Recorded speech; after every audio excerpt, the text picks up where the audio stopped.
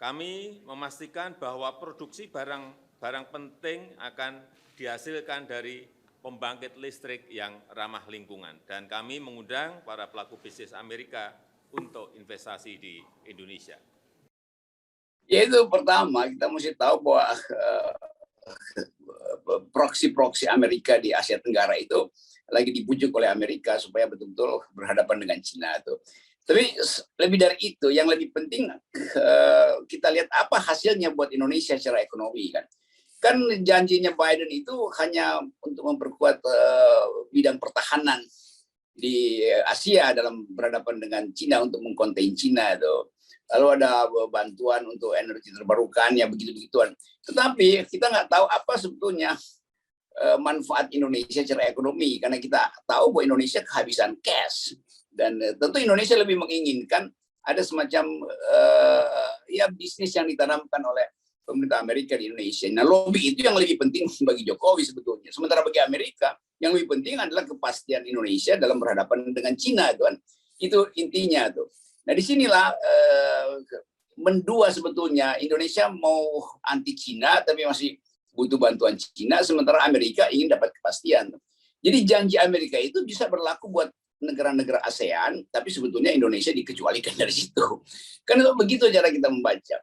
Nah, lebih dari itu kita tahu bahwa defisit di Amerika mendekati 2 digit, dan itu artinya konsolidasi dolar di situ akan menyebabkan juga Indonesia kehilangan kemampuan untuk memperoleh harga dolar yang murah.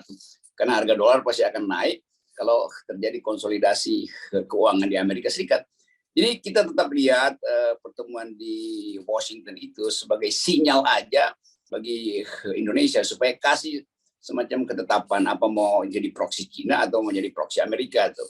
Jadi saya kira masih di situ dan soal keuntungan ekonomi itu masih jauh. Presiden Jokowi bisa ketemu dengan semua CEO di situ, tapi mereka melihat ya potensi untuk investasi di Indonesia udah makin lama makin merosot. Kenapa? Karena mereka juga tahu statistik Indonesia bahwa daya beli rakyat itu turun terus, pertumbuhan ekonomi Indonesia justru merosot, hutang luar negeri Indonesia jadi naik terus, dan kekacauan politik di dalam negeri justru yang dipantau oleh CEO Amerika yang melihat bahwa wah ini kabinet Pak Jokowi kok berantakan, udah ada faksi-faksi tertentu di dalam kabinet yang berupaya untuk memperlemah kebijakan pemerintah. Kan itu yang dibaca oleh financial player dunia tuh. Jadi yang di headline ya kita anggap itu ya basa-basi diplomatik aja. Iya. Apalagi Pak Jokowi menyebut Menteri Perdagangannya sebagai sekretaris perdagangan. Dia nggak bisa beda antara sekretari. Ya itu kan dia perlu juga kan nggak membrief dengan baik presiden sehingga seolah-olah presiden nggak ngerti ya kebiasaan tata negara Amerika yang memakai istilah sekretari untuk status menteri. Jadi nanti sekretaris luar negeri misalnya, padahal di Secretary of State adalah menteri luar negeri. Nanti presiden saya bilang itu sekretaris negara lain, sekretaris negara. Di kita itu beda dengan Secretary of State yang statusnya adalah Menteri Luar Negeri. Jadi hal-hal dasar begini juga dilihat oleh publik dunia bahwa presiden kok nggak dibrief dengan baik ya untuk paham tentang adab penggunaan istilah di Amerika. Ya mudah-mudahan ada bantah-membantah sehingga kelihatan buat apa sih bantah-membantah, koreksi aja bahwa yang dimaksud presiden adalah menteri. Yang dalam tradisi Amerika disebut secretary, kan begitu. Ya itu sebetulnya kan Presiden Jokowi harusnya datang ke situ dengan profil tinggi sebagai pemimpin ASEAN. Tapi masalahnya kan Jokowi bukan lagi pemimpin ASEAN, secara ekonomi kita buruk sekali, secara politik kita nggak mampu untuk menunjukkan kehadiran secara sebetulnya secara kekuatan militer di Cina Selatan misalnya. Kan itu soal-soal semacam itu yang menyebabkan orang lihat ya bangsa Indonesia bangsa yang besar tapi kapasitasnya dalam politik internasional itu kecil sekali. Itu nggak enaknya sebetulnya negara besar tapi dianggap recehan di dalam politik global. Hadirin yang terhormat, Indonesia juga serius dalam pengembangan ekonomi digital yang adil dan bermanfaat bagi semua.